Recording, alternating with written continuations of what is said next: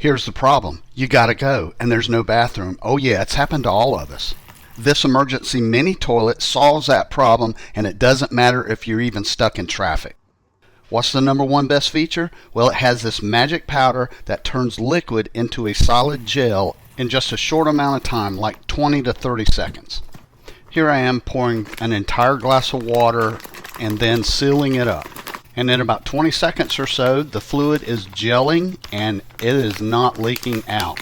You can feel the entire bag turn to gel inside. And in case you're curious, here is what the gel looks like. When I was researching this product, everyone was shocked at how fast it works. Hey, it gets better. It kills the smell, stops any leaks, so you don't have to worry about any kind of a gross mess in your car or wherever. I do like to check if things have anything negative said about them, and the only thing really here was the zipper. They call it the zipper, but you know, it's those Ziplock things that you squeeze together and slide your fingers across.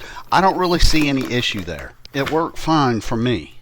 Okay, is it worth it? Well, heck yeah. If you're on road trips or maybe camping, it's totally worth it.